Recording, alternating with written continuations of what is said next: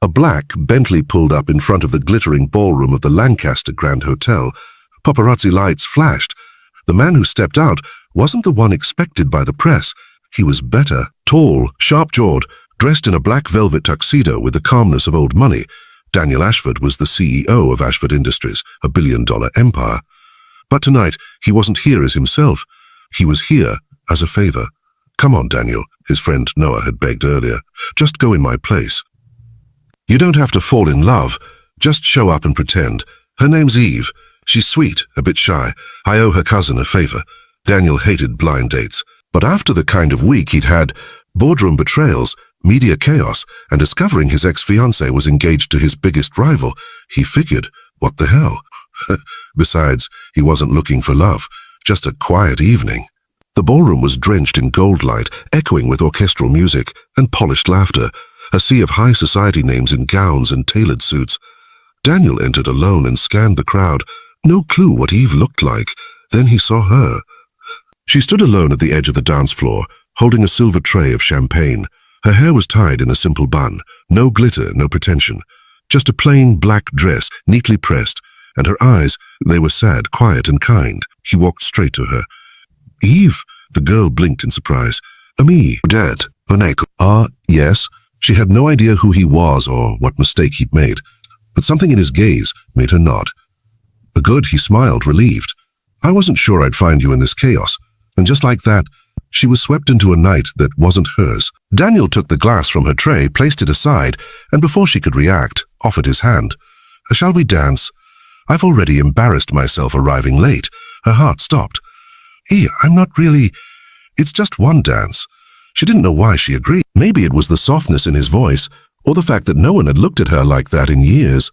She placed her hand in his, and he pulled her into the middle of the ballroom. The crowd parted as the mysterious couple danced. People whispered, "Who was she? Who was she?" Why was Daniel Ashford dancing with a server? But she didn't hear any of it. For the first time in months, Lily Carter, a girl who served coffee by day and slept in a shelter by night, felt like someone else. Lily wasn't supposed to be here. She wasn't Eve. She wasn't Eve. She wasn't even on shift. She'd come only to return her cousin's forgotten-eyed badge, Eve. The actual date had gotten sick last minute. Lily had slipped in quietly, just to hand it back. Then he called her Eve, and the way he looked at her, like she wasn't invisible. She couldn't say no. She hadn't felt seen in so long. Her father had once been a proud engineer, until a company called Ashford Industries had outsourced his department, leading to a breakdown, and eventually, his death. Lily had dropped out of university to raise her baby brother alone. Life had been cruel, but tonight it was pretending to be kind. After the dance, Daniel led her to the private rooftop lounge. The city glittered beneath them. The cold air curled around her arms, and he silently placed his jacket over her shoulders. The guilt grew. She didn't belong in this storybook night. She wasn't Cinderella. There was no fairy godmother. When Daniel turned to take a call, she slipped away like mist. By the time he returned, she was gone. No goodbye, no number, just the echo of her perfume and the warmth of her touch left behind. Daniel asked around. No one knew who she was. Not knowing her real name felt like losing something before it had even begun. Back in his penthouse, Daniel replayed their dance in his mind. He searched online for Eve's number, contacted his friend, but Noah swore Eve never showed up. She texted me she was sick, said she didn't go. Daniel froze. If Eve hadn't come to the gala, then who had he danced with? His heart raced. She had lied, but why did it still feel so real? And why did it hurt to lose her? Daniel Ashford stood by his window, watching the city glow beneath him. He hadn't felt this restless in years. Not since his father died, not since he took over the empire. As he took over the empire. But tonight, it wasn't the company that weighed on his mind. It was her, the mysterious girl with sad eyes and kind laughter, the one who called herself Eve. But wasn't. She lied, he muttered. But why do I feel like I'm the one who lost something? He replayed every moment in his mind, the way she held the glass nervously, the way she looked around like she didn't belong. She wasn't a guest. She wasn't even supposed to be there. He had to find her. Meanwhile, on the other side of London, Lily Carter walked the icy pavement toward the shelter she and her 8-year-old brother, Charlie, had been staying in. She still wore his jacket, the billionaire's coat. It hung around her like a secret. "You okay, Lily?" the shelter's old receptionist asked kindly. "Yeah, just a long shift," she lied.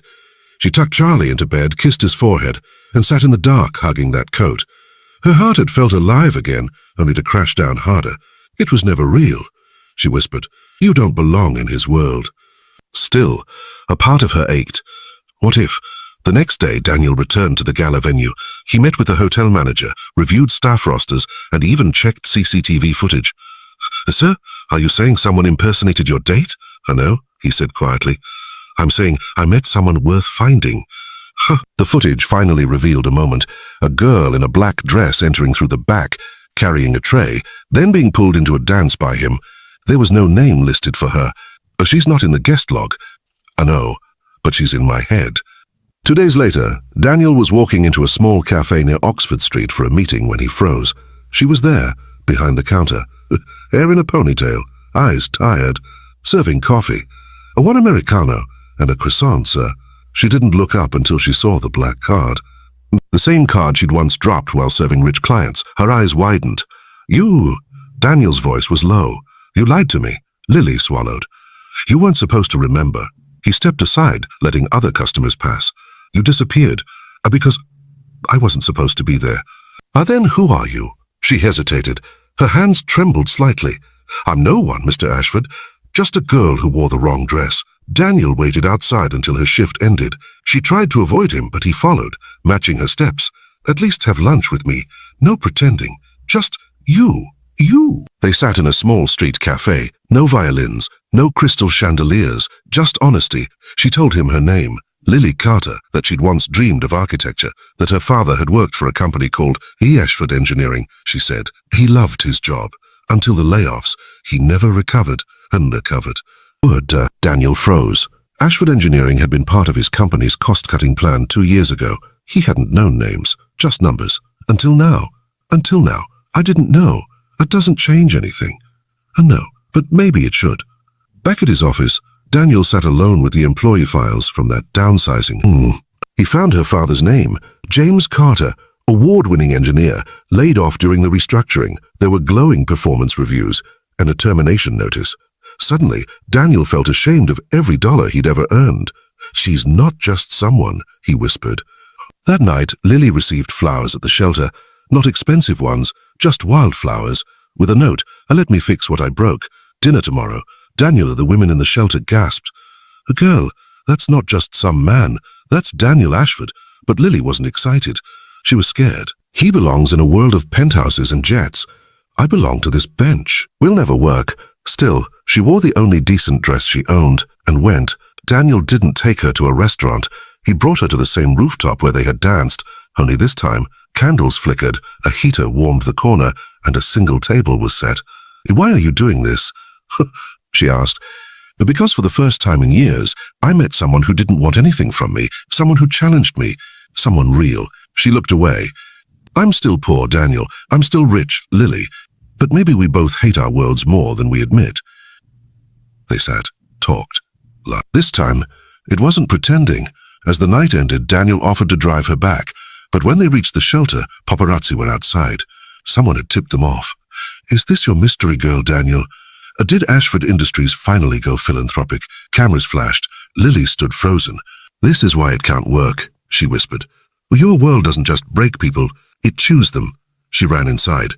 Daniel stood alone outside, stunned. He hadn't even kissed her yet. Rain poured down across London. Daniel Ashford stood in front of the shelter once again, but this time the lights were off. Closed. Empty. The place Lily called home was gone. "She left," said a kind volunteer who remembered him. "After the paparazzi came, she packed in the middle of the night, took the boy and disappeared." Daniel's hands curled into fists. Where would she go? Or she said she was tired of pretending she could ever be part of someone else's fairy tale. Back in his penthouse, Daniel stood over his empire, the skyline, the contracts, the wealth, and all of it felt empty without her. Ursi was right, he said to himself. My world devours people like her father. He opened his laptop and pulled up the employee compensation records.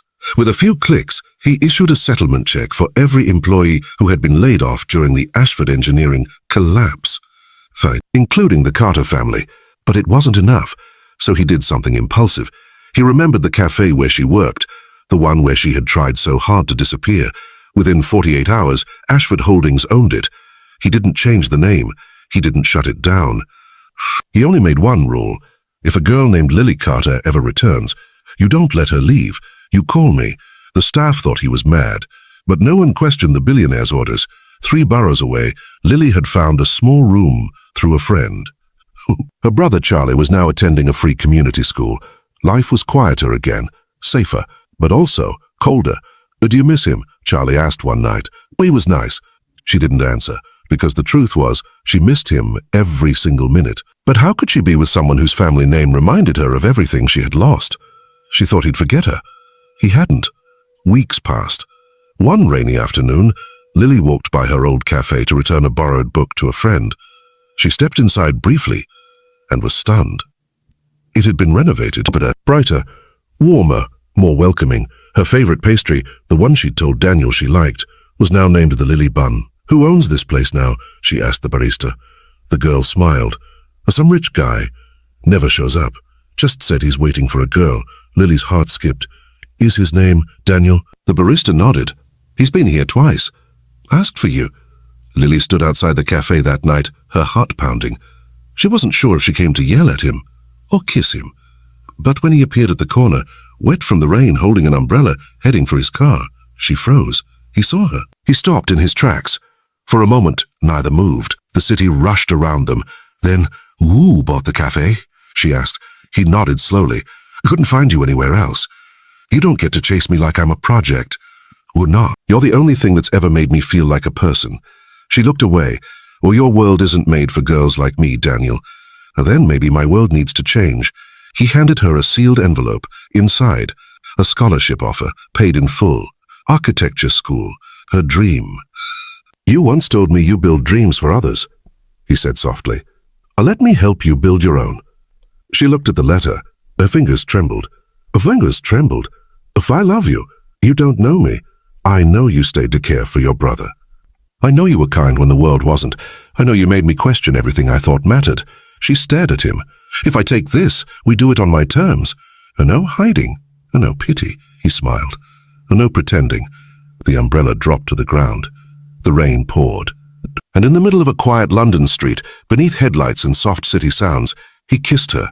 No tuxedos, no gala, no lies. Just Daniel and Lily, 2 broken people finally choosing each other. A ribbon is cut. A brand new community learning center opens in East London. Designed by Lily Carter, now a student architect. Daniel stands at the back, smiling proudly as she gives a speech. Charlie runs around laughing with a juice box. And in the crowd, people whisper, "Is that the billionaire? Why is he here?" But Daniel doesn't care. He's not the CEO. He's just a man who fell in love with a girl who once wore the wrong dress to the right moment. "You don't talk like the usual gala crowd," he said. "And neither do you." "You caught me. I hate these things." She smiled, and for a while they just stood in silence, breathing in the city and something else, something new. "What do you do, Eve?" A pause. "I serve people. Mostly coffee," he chuckled. "We have that in common. I serve coffee to angry shareholders." She laughed, genuinely. "I think you're the first blind date I haven't wanted to run from." Lily's face fell slightly. Blind date. He thought she was Eve, and she wasn't.